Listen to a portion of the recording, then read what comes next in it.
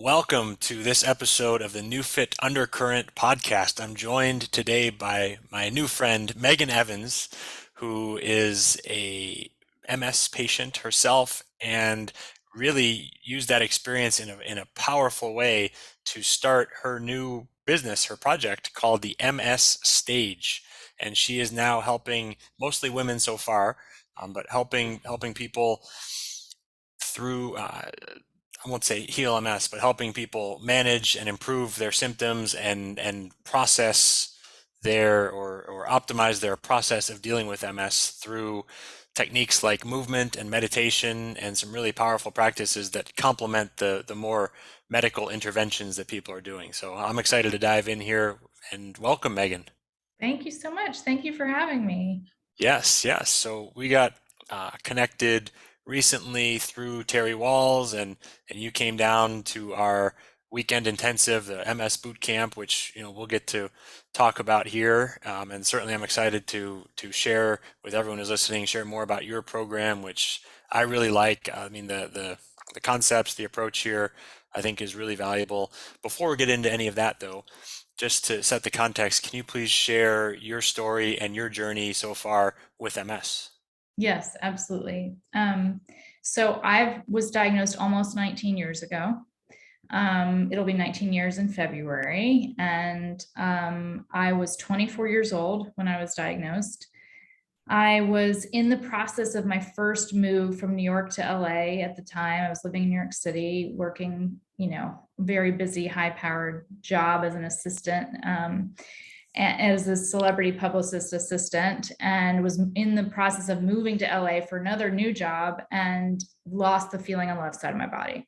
And so they didn't know right away. I only had one lesion, but I was told I either had brain tumor. This is what I was told literally when I went to my GP.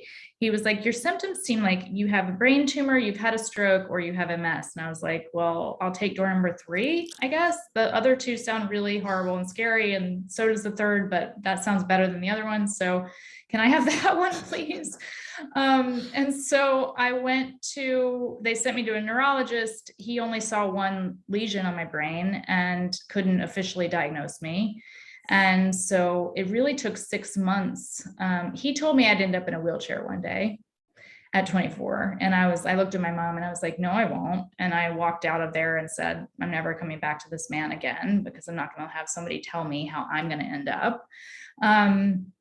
And it took 6 months for them to officially diagnose me. Eventually got out to LA and got my life going out there, and then went to a new neurologist out there who saw striations on my brain. And he said, well, that's the first sort of development of a lesion. So I think I can officially say you have MS. And so I had multiple episodes over the years, exacerbations, but I was very alternative medicine minded. I did acupuncture. I immediately at 24 started going gluten-free. And back then, as you and I talked about a little bit, back then, this was 2004. Yeah, Like before it was cool. way before it was cool. There were not restaurants that even knew what that meant. There was not packaged food everywhere that said gluten-free. It was super weird. And now in LA, luckily I had moved to LA. And so it was a little more like there were maybe a couple little mom and pop juice bars and things like that. But so there was more health food out there, and sort of they were more wellness oriented, way more so than New York City at the time. Now you can find it everywhere, right? But yeah, it was not normal at all, especially for a young person. People were like, who is this person? And I didn't drink alcohol anymore. At 24, you want to go out and have fun and party with your friends and get to know people and whatever. And I would go and I would ask the bartender for a club soda with a splash of cranberry to make it look like I was having a cocktail, but I wasn't actually having a cocktail. So funny story. So my go-to, I'll do the same thing. I'll get sparkling water and I'll put bitters in there. So That's what my it's husband does, that's actually. funny. Yeah, he's been sober for 5 years, and he today is actually his sobriety anniversary. Not to get off topic, but that's exactly what he drinks. Oh, well, there we go.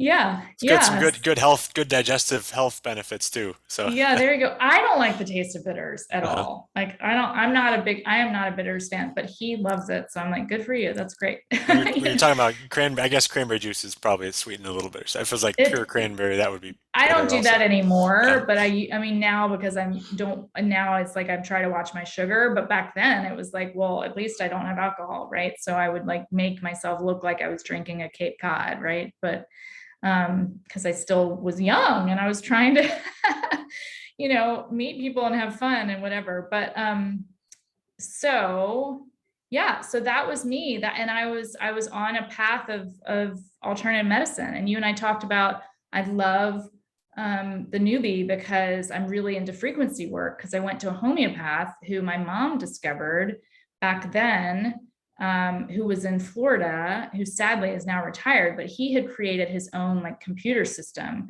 with he manually would go in and find frequencies to help kill viruses, bacteria, um, viruses and bacteria. I don't think fungus can be killed by frequency. I can't remember, but anyway, but he would find ways to kill pathogens basically in your body. And he was helping people with MS and with cancer and all kinds of things with frequency work and homeopathy. And so I would go to him as often as I could because I'm from Charleston, South Carolina. So he was only like a 4.5 hour drive from here. So when I would come home, I would drive down there and see him. Um, but yeah, so I was very into all of that. And it took me 14 years before I would get on an MS drug. So, yeah, but I had many relapses over the years.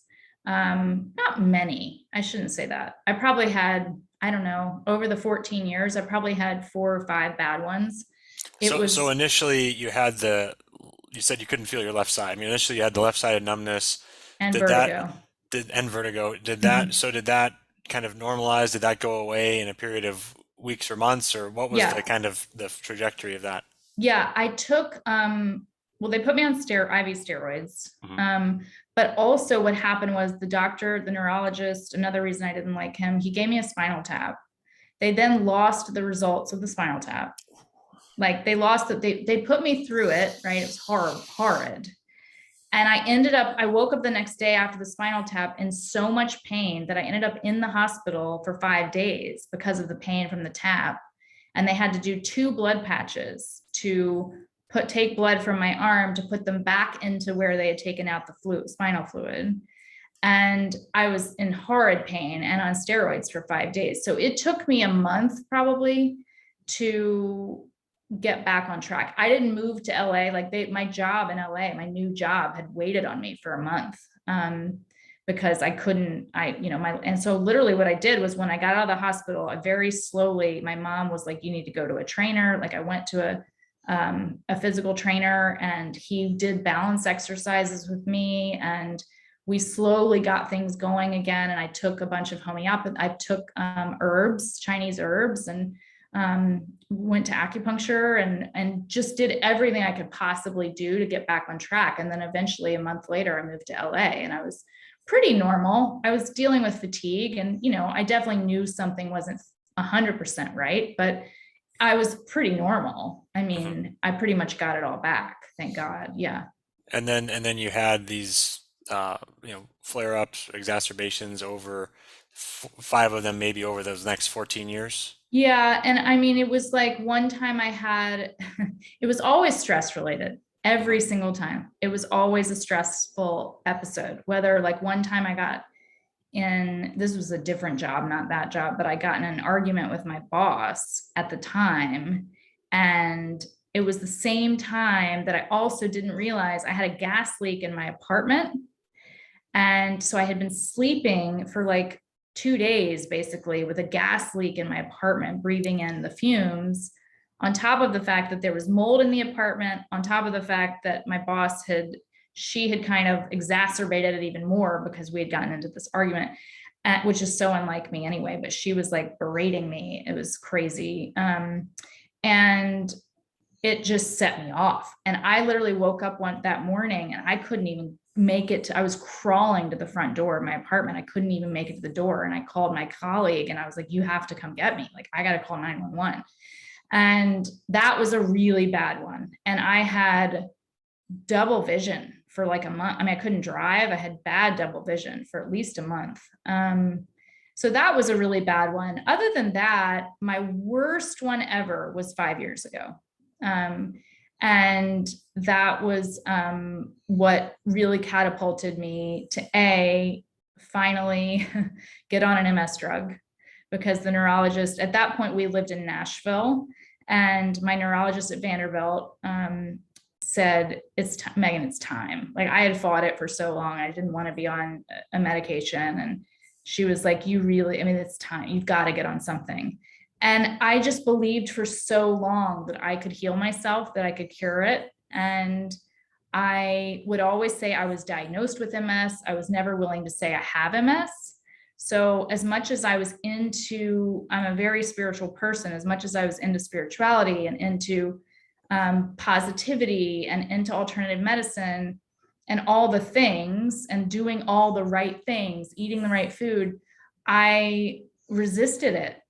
I resisted the diagnosis for so long. And it took me finally meditating and stopping everything after that last diagnosis in 2007. Exacerbation in 2017. I literally took a year off. I was killing myself with work, and my family was like, Megan, you have to stop for a while. And I did. And through that, I went to therapy. I started meditating and like really embracing meditation. And through all of my work, through that, I discovered that I finally accepted my diagnosis. And I was finally willing to say I have MS. For so long, I would just say I was diagnosed with MS. Oh yeah, I was diagnosed 5 years ago, 7 years ago, whatever. And I would act like, oh, it's not a big deal. You know, even though I was doing all the things behind the scenes, I didn't make it a huge part of my existence or my story. And it wasn't until I fully embraced it that I actually feel like my healing happened on a deeper level. Interesting insight there. So you kind of resisted, like you thought maybe if you didn't take it on as part of your identity that, I mean, maybe it would go away. I mean, I don't know if that's the right way to phrase it, but I mean, is it sort that of. sort of thing? I really, because I still behind the scenes, I was fighting it, right? I was doing all the things. I was going to acupuncture. I was trying to detox my body, doing cleanses, taking herbs, I was literally doing everything, going to homeopath, like eating the right foods, right? I was doing all the things, but I still feel like I was in fight or flight Mm-hmm. because I was resisting it all the time, because I was angry about it. I was resisting it. I was fighting it. Like, I just felt like deep down, like it wasn't really, if you had met me, you never would have known that. Mm-hmm. But deep down inside of me, I feel like that's what was happening. And so that really exacerbated things even more, to be honest with you. Mm-hmm. And so, yeah, it's really interesting. So I think my nervous system was like, I think I was in fight or flight for so long. Yeah. So there's the power of words and not wanting to identify with your illness because there's more to you than that. But then there's also that tension between resistance and acceptance. And it sounds like the acceptance is what allowed you to kind of flip that switch Yes. to get out of that fight or flight state as often and make some breakthroughs. Is that, Totally. yeah. Yes. You said it absolutely right. I mean, I Okay. feel like words, I think, and you mentioned that words are really important. Mm-hmm. And I teach that in my program too. Like, I think the way we speak to our bodies is incredibly important because our cells listen. And I discovered that more and more over the years, and just our attitude towards it too. And I feel like as soon as you can really fully accept it, now a lot of people say, oh yeah, I have MS, and they think they're accepting it, but so many people aren't really, really, really embracing it. And so what I teach is all about like learning how to literally love our symptoms, like love on them as if they're an entity, as if they're a human.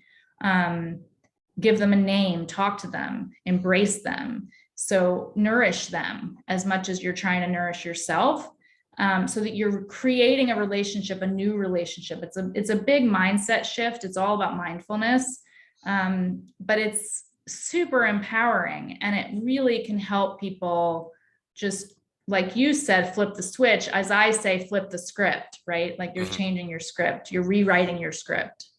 Well, it's a good segue. We already have just started talking about the MS stage there and your program. So for everybody listening, I would describe it as a coaching program. I mean, you're not treating people. This is something that this is kind of a coaching program that they would do as a complement to Yeah, seeing their neurologist or working with their functional medicine doctor and their physical therapist and different things. So um, absolutely.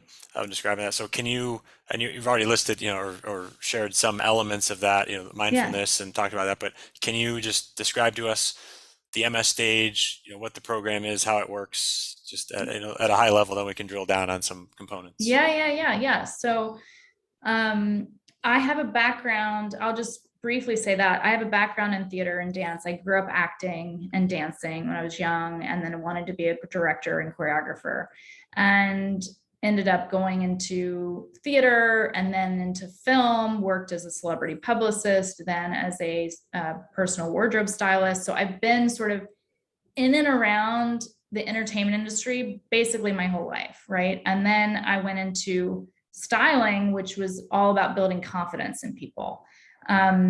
So segue to after my worst MS episode in 2017, and I took that year off, I really slowed down. I was forced to slow down because my body needed me to, but it also made me sort of realize what was it that I really wanted to do? Like I'm 43 now. At that time, I was 38, I guess, at the time of that diagnosis, I mean, of that exacerbation, approaching 40, right? And it was sort of that, like, what am I really here to do? And I had been styling for over 10 years and building confidence in people through their wardrobe. But I just kind of lost my, it was like, because I was forced to slow down, my passion for that dulled. And my passion to get back to my roots of what I really have loved my whole life in theater and dance and movement, and bringing all of that together started to really come to get spotlighted in my body, and I started working with my own sort of practice around that, and I started meditating a lot on my own, as I mentioned. And through that, I developed this program, and The Hero's Journey by Joseph Campbell. And you and I talked a little bit about that book. The Hero's Journey is sort of the framework that I use of the program. It's just a way for people to go from answering the call, right, which is the first stage of the hero's journey, to answer the call. And that call is essentially signing up for the program because that call is taking you on this journey to come back to yourself. Basically, it's the return. Like the last stage of the journey is going on, is coming to the return, and returning with what he says, returning with the elixir. And so what I've discovered through the MS stage, it's we work with meditation. We do a meditation with music, which is super empowering because I'm a huge believer in music speaking to us and speaking to our cells and our bodies in a different way, on a deeper level, because our cells listen. And the words being important that we use to speak to our bodies. And then movement piece is what I've created, something called the switch exercise, which works with different emotions. So I teach people to use the emotions to move with their symptoms. After they've named their symptoms, then they move with their symptoms through the different emotions so that they can see what their symptom is really there to teach them, to show them, to be with them, what those feelings represent for them. And so it's a 6-week program. It's 2 hours on Zoom. It's for 6 women at a time. There's women around the world, which is amazing. Right now I'm working with women in the UK and Ireland, here in the States. I work with women in Australia, Canada. I mean, it's incredible what they can create in the community they create together too with the work. That's awesome. And so it's a 6 week program. When was the first one? So has this been going a year or two now, or? It's been since it'll be a year in January. Okay, so just Yeah. just under a year at the time of this recording. Yeah. And what are some of the success stories, the impact? What are some of the things that you're hearing from the women who have gone through this program? Yeah. So I feel like by naming their symptom, they can help control it better. That's one huge shift that many of the women have had. So like I've had women be able to control their fatigue better, which is one of the symptoms that was a strong symptom for her. I've had two women with bladder control issues, incontinence issues, and being able to control that better by talking to their symptoms. So that's been a huge shift.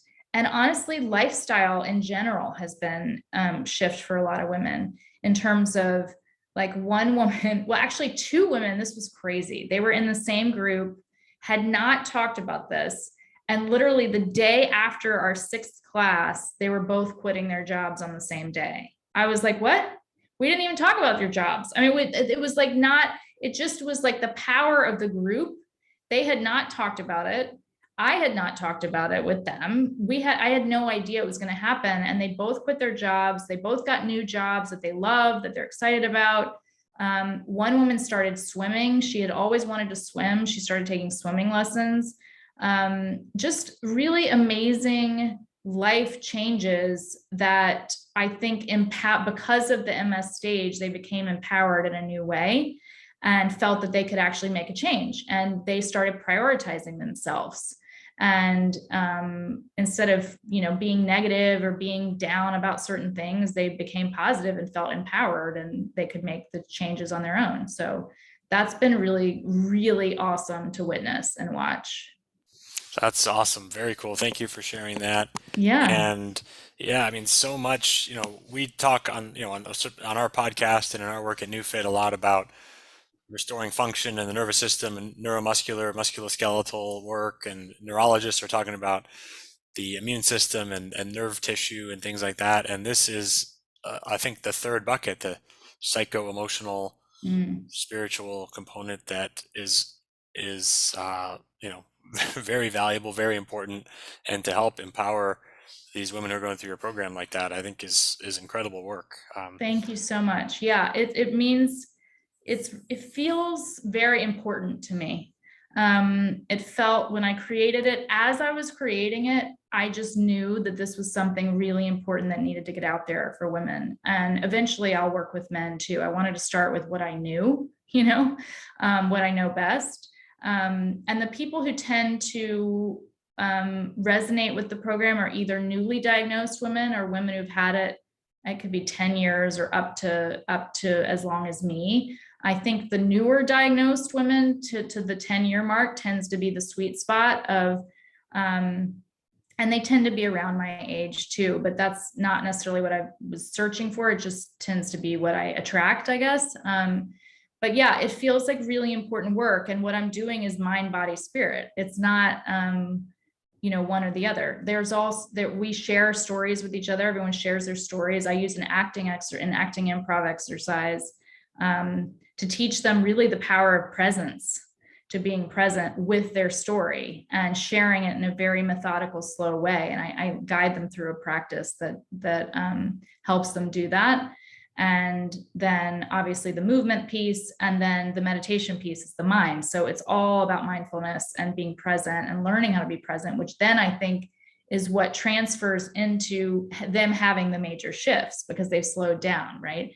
Because that's what happened to me. It was as soon as I slowed down, like fully slowed down, I was forced to, but then I actually enjoyed it because I really was able to fully be present. And that's that's when the real healing begins. And that's when the nervous system begins to heal too, right? I mean, from scientific Yeah, methodology. You can yeah, speak more scientifically about that than I can. yeah. Well, there's a really strong connection. I mean, a lot of the meditative or spiritual practices, when they lead to spontaneous healings or improvements in health overall, one of the major mechanisms is by increasing activity in the parasympathetic nervous system, the vagus nerve, the rest and digest side of the nervous system, that counteracts the ill effects of being in that fight or flight side of the nervous system, the opposite side, for too long.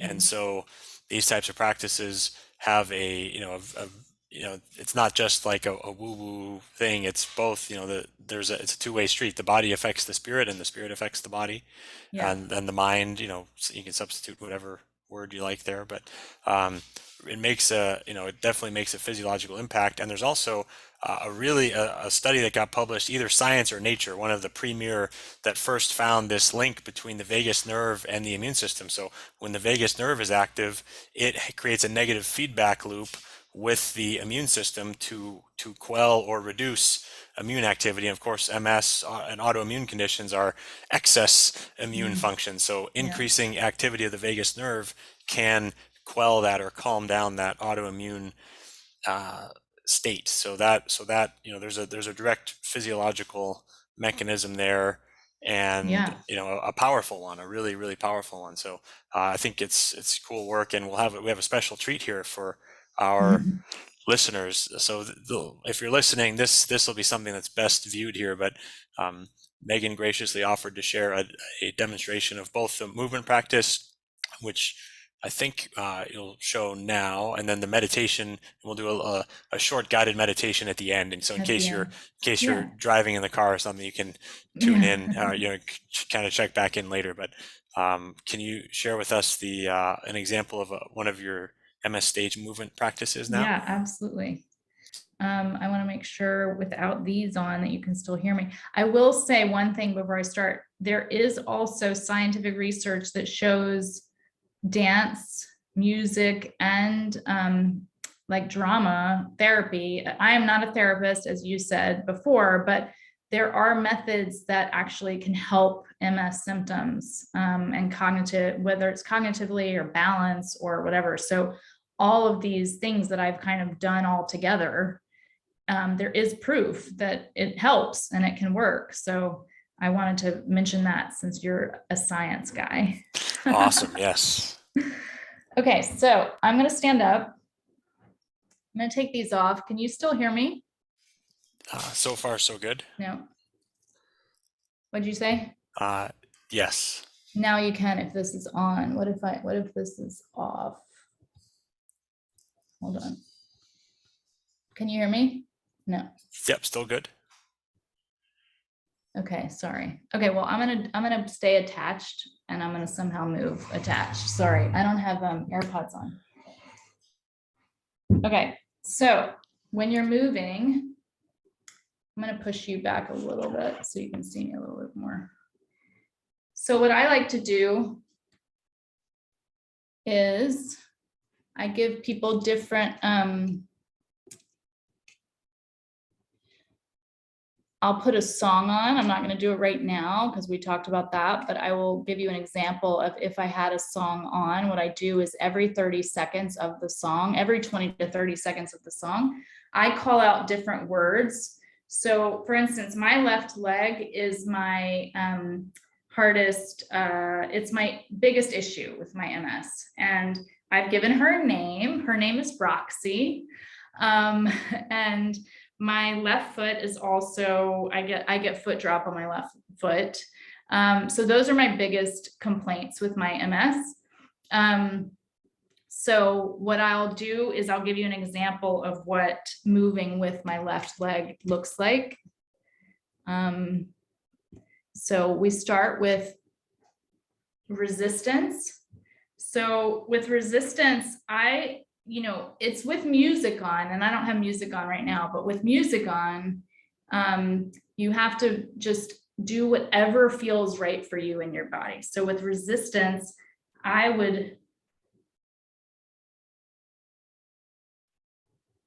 tend to be tight with resistance.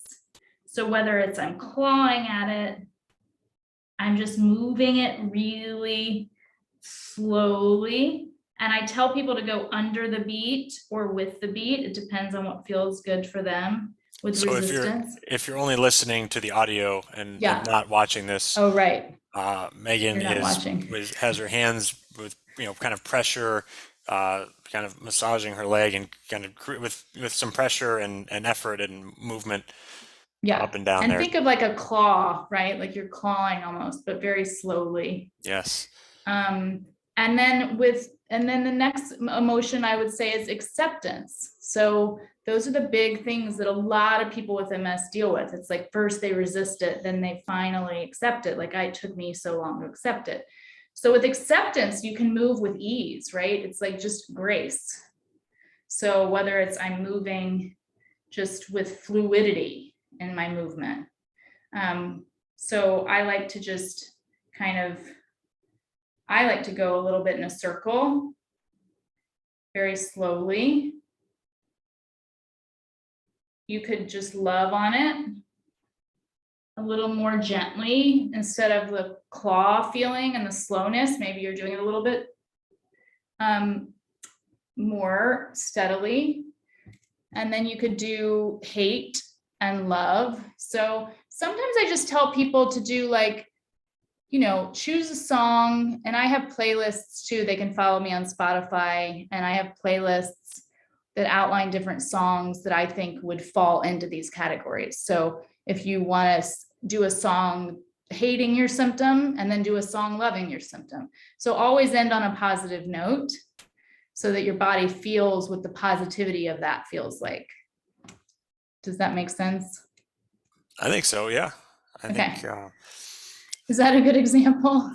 Yeah. Okay. So if anyone is just listening to this, there will be a video version on YouTube, so you can see some of what Megan was demonstrating there. But yeah, I mean, movement is very powerful. It's a very powerful way to tap into the psychology. It's a two-way street there for sure between body and mind, and um, I think that sounds like a powerful practice to. Yeah, it is really powerful once music's behind it. I also do it on Instagram. I have something called Switch Saturday. So Mm. I offer it for people to hop on IG Live and do it with me. That's a good way to get an example of it with music behind it. And yeah, it's fun too. It's meant to be fun. And it doesn't have to be all the negative, sad stuff. I want That's why it's called switch. I want people to experience the negative, then the positive. So go from the resistance to the acceptance, go from the hate to the love, the frustration to the ease, and feel what that feels like emotionally inside your symptom. And when you contrast that, do you tend to find, or the people in your groups tend to find that one is easier or harder than the other? Is there kind of an element of that that shows up? Yeah, I had I say client, student. I said client because I used to, when I was a stylist, I would call them clients. So I had a student on Friday actually who cried when she danced with hate, when she moved with the hate with her symptoms. It brought up tears, and she's like, I don't know why I'm crying. And I said, well, you might still have a little bit of anger towards your MS, towards your symptom, and that's okay. And now you just got to move through it. So it's like teaching how to move that. It's important. It's super important because it might be deep down. And for her, she was like, I didn't know I hated it at all. But she immediately started crying. So it's that deep seated stuff that just comes up, and the movement helps it move through, right? Instead Hmm. of resisting it, you're moving through it and you're working with it. So it's Yeah. super important. Yeah, it reminds me, there's times where if we're doing with the newbie our mapping process, sometimes we'll scan an area of the body and someone will be like, "Oh my gosh, I just remembered when I fell and hurt this, or when I had this experience." Like, there is something to that Oh, physiological yes. psychology of experiences being held in the body as we Trapped. as we brace against them. That can be trapped for sure. There's Absolutely. It's really important. Yeah. Yeah, for sure. I had a Reiki session No, I'm sorry. She was craniosacral therapist. I mean, years ago, many, many, many years ago. And she was working on my foot. And she said, "What happened here? Like, what's going on? I'm seeing around age 9." And I was like, "I sprained my ankle." It was amazing. I was like, "Oh my gosh," and it was my right, at that time, it was my right foot, my right ankle. I sprained my ankle. I was on crutches for 3 weeks. I had to miss camp. You know, I couldn't go to camp that I wanted to go to. And so clearly I was holding on to that for all those years. Wow, It's fascinating. right. It's Yeah. super important. Yeah. Um, yeah. So all that stuff can get trapped. You don't even realize it. So I told my student on Friday, I said, you got to work with the hate a little bit because clearly it's coming up. So I want to move through it and then start turning it into love and start turning it into gratitude and be grateful for the symptom, be grateful for your MS, thank it for showing up for you. That's really important because Yeah. people can learn a lot from their MS. Yeah, for sure. And the emotion doesn't come up, then you can't process it and move through it, and it's going to be in there, Yeah. So that's super valuable. We talked about movement, the meditation side. We'll do a Yeah. sample guided meditation at the end. Before we do that, can you share a little bit about your newbie experience so far? So you've had your device. I know you mentioned before we started recording, you just completed your second week of at home training, Yeah. and just before that, you came down here to Austin to be with us. Worked with Dr. Mandy on our team Yeah. for our weekend intensive, the MS boot camp. So 2 sessions a day for 3 days. Can you talk about your experience during the boot camp and then, what you've noticed? Sounds like there might be a couple things so far. Yeah. I loved it. I did the boot camp. So we did 2 sessions a day for 3 days. I definitely, by the end of the third day, well, I want to say by the end of the second day, I started noticing it was a little easier to get my leg. A lot of times I have to grab my leg and put it in the car.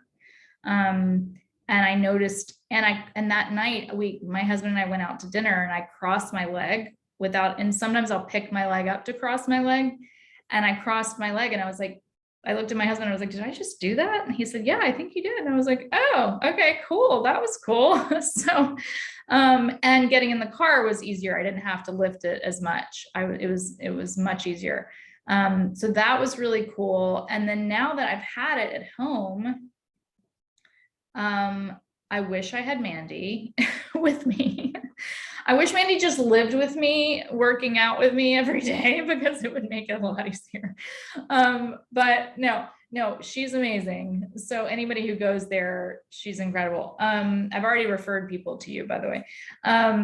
But yeah, so I have been working out with it 4 times a week on the machine. And I have noticed, I think I was telling you, we went to a concert the other night, and normally I did take my cane, but because I normally would take it thinking, "Oh, I'm definitely going to need it," but I really didn't need it. I many times just put it sort of in underneath my arm and just like held on to it. I didn't even need to like actually use it in the way that it's meant for. So I was able to move and dance a little bit and be at the concert and didn't have a problem. And then we also went to a friend's house last week and I stood up. I noticed I was standing up for like an hour outside. Normally I would need to sit down. And so definitely like little things. I mean, my walking, I would say, is a little bit better, maybe, but I'm like, it's hard to know sometimes. Some days Mhm. I'm more tired than others, and then my walking is always worse when I'm more tired. But I've definitely noticed some shifts for sure. Subtle, but for me, that's big. Mhm. Yeah, well, that's awesome. I mean, to see some progress, I mean that tells us that the trajectory is changing in a positive direction. But yeah, it's been 2 weeks. We don't expect to reverse. I mean, 19 years of MS, 5 years Yeah. of since the most kind of serious Yeah. symptoms. We don't expect to reverse all that in 2 weeks. But if we're making progress, it tells us that we're stimulating the right areas, doing the right things, and then it's a matter of doing that consistently, repeatedly enough, and supporting that with all these other health practices so that you have the energy and the raw materials to invest in long-term growth and repair, and then the consistent right stimulation will direct where that growth and repair, where those efforts and those resources are going to go. Yeah. And so it's a good sign you're on the right on the right track. Yeah, I think so. I mean, I think certain exercises are already getting a little bit easier, Hmm. which is great because then that shows me, okay, I'm getting better at that. Like the hip squares, at first I emailed Mandy, I was like, I really can barely do this on my left side. And she was like, okay, let's switch to the adductor, I guess it is, exercise where we just go like in and out with my leg. Hmm. And that's starting to get a little bit easier. So I'm like, okay, that's good. So I feel like it's making progress. Interestingly enough, I actually want to try my switch exercise when I'm hooked up Oh yes, absolutely. and see what happens. So Yeah. I think that would be very cool. I will let you know because I do want to do that for sure. I want to turn on music. I do turn on music when I'm doing it, but I want to turn on music and hook myself up and actually dance with it and do my switch exercise Yeah. and see what happens. Cause I think it could actually, interesting things could really come of that.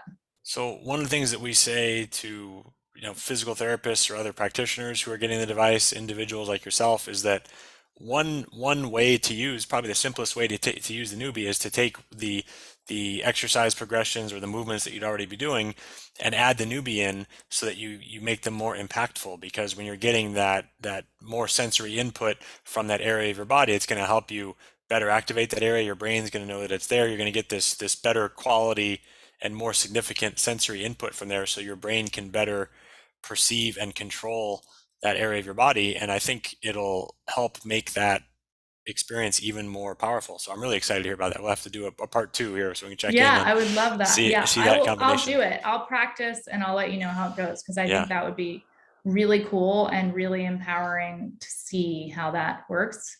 I will also say, and kudos to you because the machine, like at first you're like, oh yeah, you have to get used to it or whatever, but it's actually really easy to use.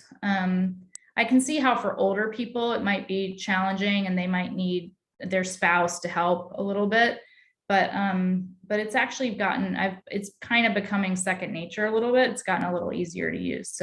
good, So well good. done on that. Well, I'm glad to hear that because that means you'll be more likely to stay with it. Oh, Yeah, I'm yeah, like a determined, you can't meet a more determined person probably than me or my good. husband. He's pretty damn determined Yeah, too. But yeah, so I'm bound and determined to stick with it. Yeah. I heck mean, it's a yeah. huge investment too. So I'm like, I wouldn't have made the investment if I wasn't definitely determined. So yeah. Yes, absolutely. Well, it's our job to help you get a return on that investment. And, of course, you're the one doing the work and you got to be consistent with the lifestyle and the work. But, um, we're certainly happy to support you however we can. And I Thank you. think your other practices with the MS stage will certainly help you Yeah. and as they've helped many others so far too. So I appreciate you sharing that. And as we wind down here, I think now would be a good time for our sample of a guided meditation. So Okay. if someone's listening to this while they're driving or something, would probably recommend coming back to this later, right? You don't want to be Yeah. necessarily doing that while you're driving, but you can come back to this part of the audio later on, and I will yield the floor to you, Megan. Okay. Well, I would start by closing your eyes. Put your palms on your knees I'm sorry, the backs of your hands on your knees with your palms facing upwards. Relax your face. Take a deep breath in and release. One more deep breath in and release.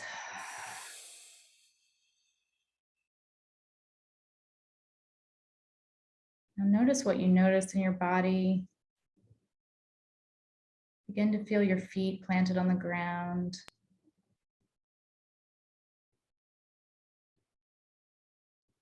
Feel the energy rising through your legs, up through your knees,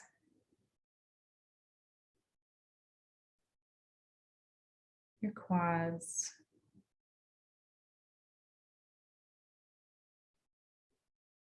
tops of your thighs, your low back, and your stomach. Begin to feel the energy just swirling around all the way up through your chest, your collarbone, up in your shoulders. You can roll your neck if you want to, up through your neck. Feel it in your face. Now I want you to begin to envision what your recovery looks like for you. Whether you have a neurological issue, whether you've had a trauma, an injury, whatever it is, see what that looks like for you. Is it a mountain? A valley? Is it rocky gravel? Is it smooth water? What does the road to recovery look like?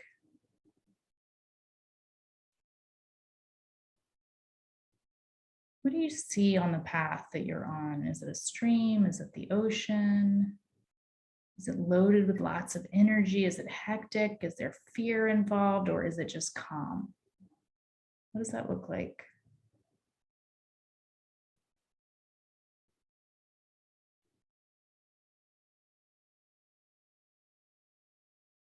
Begin to see yourself walking towards the recovery. Just a slow walk. Look down at your feet, watch them walking one at a time, very slowly. Pay attention to your toes, the balls of your feet. Watch as you're walking on your path.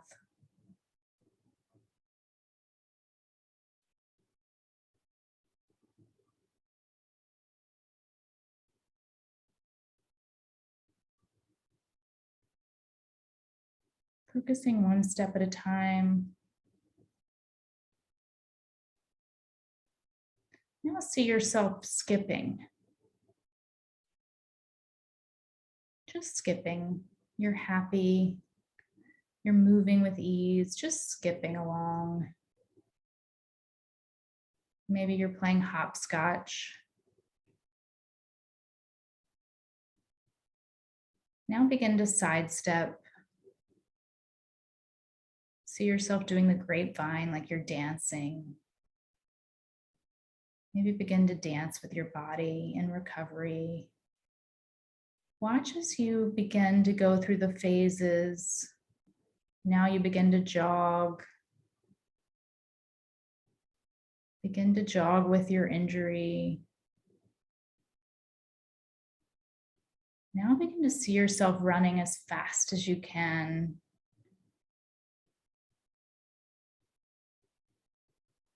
You know you have to make it to the other side, and you will. So keep running. Watch yourself run. Now you can see the rainbow at the end with a pot of gold. Run towards it.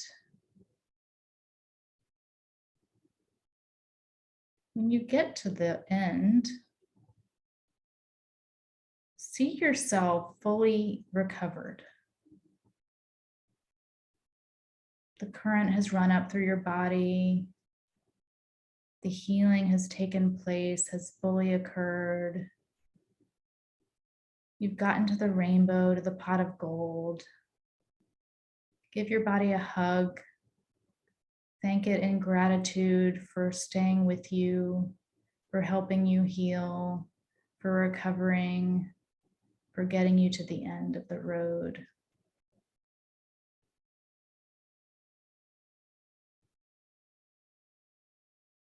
Where there is pain, let there be joy. Where there is disability, let there be ability and confidence. Where there is frustration, let there be hope.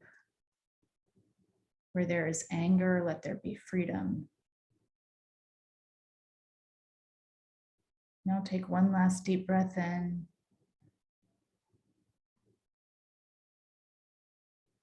Envision the energy now. It's come all the way up to the crown of your head. Begin to wiggle your fingers and toes, coming back into your body. One last deep breath in and let it go with sound. When you're ready, you can open your eyes.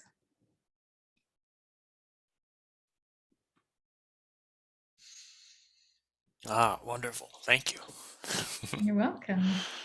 So I got to follow along there. That was an excellent experience, and hopefully everyone listening is in a place where you could participate in that as well. Yeah, the mindfulness, bringing their awareness throughout the body, visualization, um, really powerful.